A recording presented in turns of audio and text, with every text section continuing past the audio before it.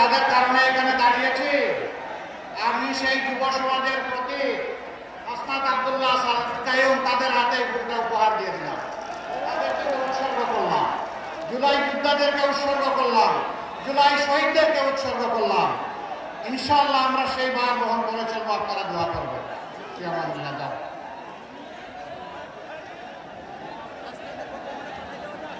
আসসালামু আলাইকুম ওয়া রাহমাতুল্লাহ।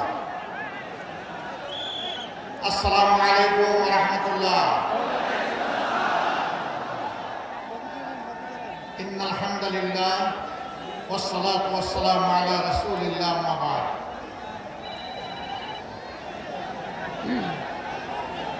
কুমিল্লার দুইটি আসন,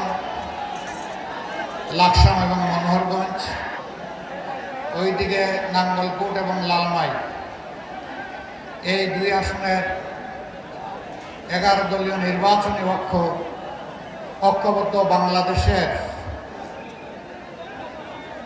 পক্ষ থেকে যাদেরকে আগামী জাতীয় সংসদ নির্বাচনের জন্য মনোনয়ন দেওয়া হয়েছে, তাদের সমর্থনে আয়োজিত নির্বাচনী জনসভার সম্মানিত সভাপতি, সভামঞ্চে বসা 11 দলের কেন্দ্রীয় এবং স্থানীয় নেতৃবৃন্দ, প্রিয় লাকসামবাসী ভাই ও বোনেরা, সাংবাদিক বন্ধুগণ, শহীদ পরিবারের গর্বিত সদস্যবৃন্দ, জুলাই যোদ্ধাবৃন্দ, আমি আমার বক্তৃতার সূচনায় সেই সমস্ত শহীদানকে গভীর শ্রদ্ধার সাথে স্মরণ করছি।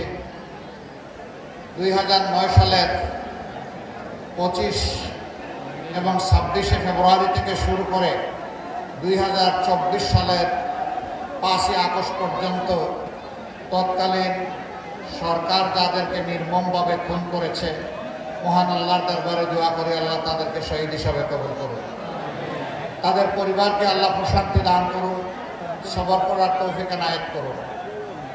ফ্যাসিবাদের বিরুদ্ধে লড়াই করতে গিয়ে যারা আহত হয়েছে, পঙ্গু হয়েছে, তাদের প্রতি সহানুভূতি প্রকাশ করছি। আল্লাহ তাআলার দরবারে